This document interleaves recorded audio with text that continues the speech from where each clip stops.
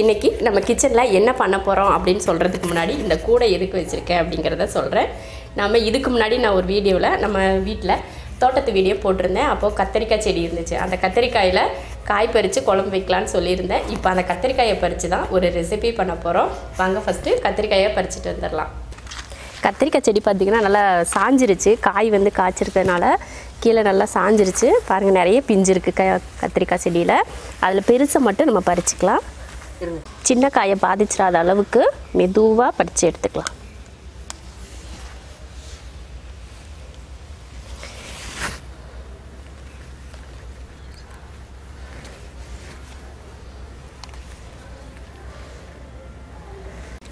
இப்போ பாருங்கள், 5 கத்திரிக்காய் வச்சுருக்கு. இதுவே கடையில் வாங்குறப்போ 1/4 கிலோ பக்கம் மேலேயே வந்துடும். கத்திரிக்காய் பறிக்கிறதுக்கே ரொம்ப சந்தோஷமாக இருக்குது. இடையில பூனை அங்கே பாடுறா, பூனைக்குட்டியை காய் பறிக்குது. இவர் அவளும் சேர்ந்துட்டு நான் காய் பறிக்கிறேன்னு அவளும் காய்க்கெல்லாம் பிடிச்சி எடுத்துக்கிட்டு இருக்கா பாருங்கள். தெரியுது அதுக்கு நான் என்ன பண்ணிகிட்ருக்கேன்னு. போதும், அம்மாவே பண்ணிக்குவேன், நீ வா வெளியில். வேணாம், நான் பறிச்சுக்கு வேணேன். அடி வாங்கிடுவடி.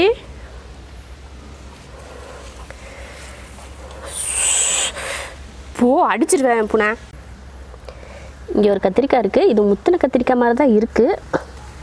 குட்டியாக இருக்குது, பரவாயில்ல, பறிச்சுக்கலாம். இந்தா, அடி அடி. அவ்வளோதான் கத்திரிக்காய். ஆனால் பாருங்கள், நிறைய பிஞ்சு இருக்குது.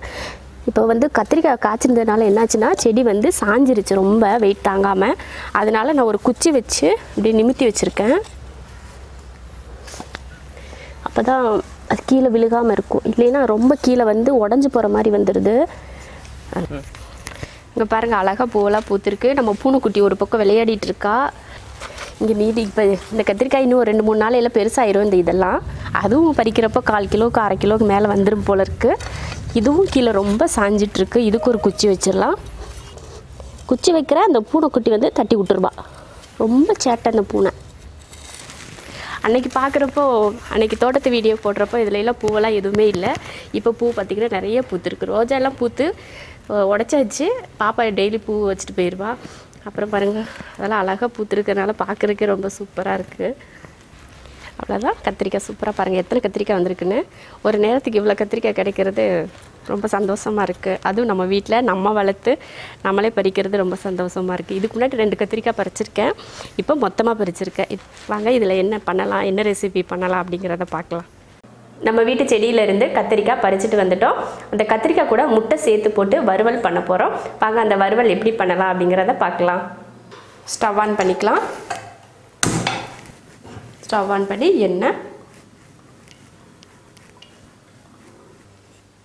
எண்ணெய் காஞ்சதுமே பறிச்சுட்டு வந்தால் எல்லா கத்திரிக்காயுமே சேர்க்கல. நமக்கு தேவையான அளவுக்கு சேர்த்துக்கிட்டால் போதும். நான் ஒரு 5 கத்திரிக்காய் சேர்த்துக்கிறேன். கத்திரிக்காய் போட்டுட்டு 3 முட்டையை இது போல் அடிச்சுக்கலாம். கத்திரிக்காயில் ஊற்றிக்கலாம். தேவையான உப்பு,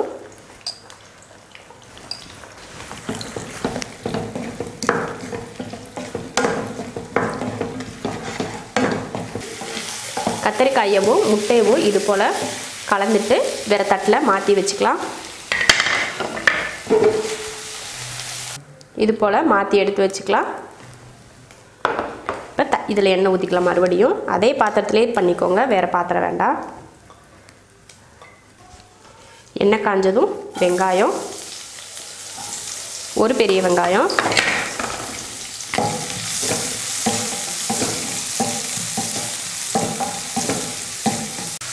வெங்காயம் கொஞ்சம் வதங்கினதும் கருவேப்பிலை, ஒரு தக்காளி, அதையும் வதக்கிக்கலாம்.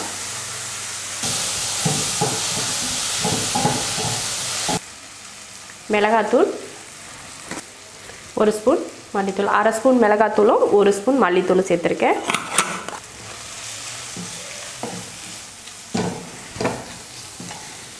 அடுத்து நம்ம வதக்கி வச்ச முட்டையும் கத்திரிக்காயும் இதில் சேர்த்துக்கலாம்.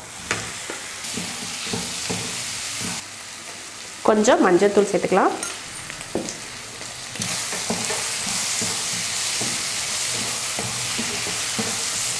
கத்திரிக்காயும் முட்டையை வதக்குறப்ப உப்பு சேர்த்துருக்கோம், அதனால் உப்பு இப்போ போட தேவையில்லை. கத்திரிக்காயிலையும் முட்டையிலையும் உப்பு இருக்கும். பத்தலைனா மட்டும் சேர்த்துக்கிட்டால் போதும். இப்போ நல்லா கலந்து விட்டாச்சு. தண்ணி ஊற்றிக்கலாம். கொஞ்சமாக இப்படி நம்ம கையில் தண்ணி ஊற்றி இப்படி தெளித்து விட்டுக்கோங்க. அதிக தண்ணி சேர்க்கக்கூடாது. கொஞ்சமாக. கத்திரிக்காய் வந்து எப்போயுமே சீக்கிரமாகவே வெந்துடும். அதனால் அதிக தண்ணி சேர்த்துறாதீங்க. அதிக தண்ணி சேர்த்துட்டிங்கன்னா குழஞ்சி போயிடும். அதனால் கம்மியாக தண்ணி சேர்த்துக்கோங்க. இப்போ அடுப்பை சிம்மில் வச்சிடலாம். சிம்மில் வச்சுருக்கேன். மூடி வச்சிடலாம். 2 நிமிஷத்துக்கு வேகட்டும். 2 நிமிஷத்துக்கு வேக வச்சாலும் அப்பப்போ எடுத்து கிளறி விட்டுக்கணும். அப்படியே விட்டுறக்கூடாது.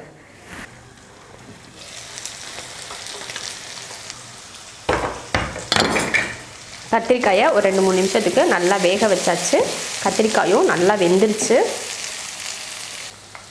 பாருங்கள் கத்திரிக்காய் எவ்வளோ சூப்பராக வெந்திருக்குதுன்னு. கத்திரிக்காய் வேகிறதுக்கு ரொம்ப டைம்லாம் எடுக்காது. சீக்கிரமே வெந்துடும். அவ்வளோதான். இறக்க போகிறப்போ கொஞ்சம் மல்லித்தலையும் கருவேப்பிலையும். இறக்க போகிறப்போ மல்லித்தலை கூட கொஞ்சம் கருவேப்பிலையும் பச்சையாக சேர்த்துக்கிட்டிங்கன்னா அந்த மனம் ரொம்ப ரொம்ப நல்லாயிருக்கும்.